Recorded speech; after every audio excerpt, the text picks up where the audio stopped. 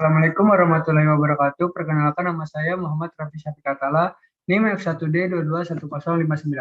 Di sini saya akan menjelaskan materi tentang kolenterata hingga moluska. Yang pertama, sejarah paleontologi. Sejarah paleontologi dimulai oleh A.B. Giraud Salif pada tahun 1777 setelah melakukan penelitian pada batu gamping. Dari hasil penelitiannya tersebut, kemudian membuat suatu prinsip mengenai paleontologi, yaitu jenis-jenis fosil itu berada sesuai umur dengan umur geologinya. Proses pemfosilan. Fosil adalah sisa bahan organik yang terawetkan secara alamiah dan lebih tua dari Holocene 10.000 tahun yang lalu. Proses pemfosilan adalah semua proses yang melibatkan penimbunan hewan atau tumbuhan dalam sedimen yang terakumulasi serta pengawatan seluruh atau sebagian maupun pada geolognya. Berdasarkan sifat rubahnya dan bentuk yang terawetkan, maka proses pemfosilan terbagi menjadi beberapa golongan, yaitu fosil termineralisasikan, replacement, histometabasis, permineralisasi, bleaching. Fosil tak termineralisasi, fosil yang tidak mengalami perubahan secara keseluruhan, fosil yang terubah sebagian, destilasi atau karbonisasi. Selanjutnya ambar. Proses fosil lain, impression, mold, cast, coprolith, gastrolith, trail, track, footprint, burrow, boring, tubes. Film coelenterata. Pengertian. Coelenterata berasal dari kata coelios yang berarti cekung dan enteron yang berarti dalam. Sehingga coelenterata dapat diartikan sebagai binatang yang punya cekungan di bagian dalamnya. Ciri-ciri coelenterata: 1. Lubang yang berfungsi sebagai mulut. 2. Dilapisi noder. 3. Jaringan urat daging. 4. Alat pengumpul makanan. 5. Memiliki sel penyengat. 6. Terdiri dari 3 lapis yaitu ektoderm, mesoglea, dan endoderm.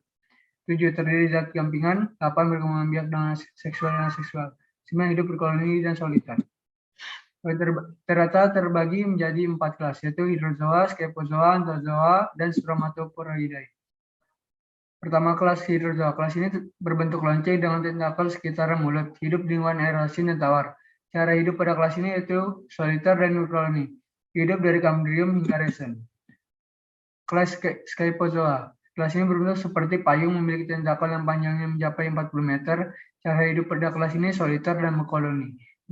Diperkirakan sudah ada pada Cambrium hingga Resen dan dengan proses pemfosilan yaitu cast. 3. Anthozoa. Kelas ini hidup secara soliter dan berenang. Kelompok binatang yang khusus hidup di air laut.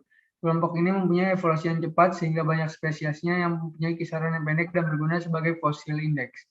Jumlahnya sudah ada sejak Cambrium hingga Resen. Terakhir, kelas Stromatoporoidae. Kelas ini tersusun oleh rangka yang bersifat gampingan, strukturnya sama untuk semua jenis.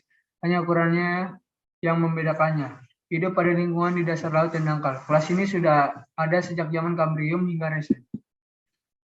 Selanjutnya, film Brachiopoda, hewan ledak yang tidak memiliki tulang belakang dan cangkang. Ciri-ciri Brachiopoda: mempunyai cangkang yang berbeda, terdiri dari 2 kulit kerang, cangkang tidak sama besar, 4. Tubuh tidak beruas, hidup secara sesil atau tertambat. Film Brachiopoda terbagi menjadi 2, yaitu articulata dan inarticulata.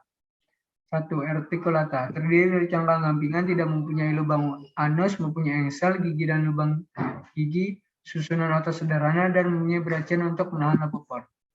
2. Inarticulata. Terdiri dari cangkang chitin, mempunyai lubang anus, tidak mempunyai deuterium, tidak mempunyai lubang gigi, dan gigi dan susunan otot rumit. Selanjutnya, film molluska. Hewan yang bertubuh lunak yang memiliki cangkang atau tidak. Film molluska terbagi menjadi 4 kelas, 3 kelas, gastropoda, pelecypoda, cephalopoda. 1. Gastropoda adalah hewan yang berjalan dan menggunakan perut dengan ciri-ciri yaitu cangkang terputar, terbuat dari zat gampingan, dapat hidup di laut dan darat. Kelas pelecypoda, hewan yang berkaki seperti kapak, cirinya yaitu memiliki 2 cangkang, kedua kelopak dihubungkan oleh pita katup. Hidup di laut dangkal, cara hidupnya yaitu meletakkan diri atau tertambat. Kelas cephalopoda, hewan yang alat pergerakannya menggunakan kepala, ciri-cirinya yaitu hewan yang hanya hidup di air laut, dapat bergerak cepat sekali seperti ikan, memiliki cangkang luar, menjadi fosil yang baik pada masa itu. Sekian pembahasan dari saya, terima kasih. Assalamualaikum warahmatullahi wabarakatuh. Stop,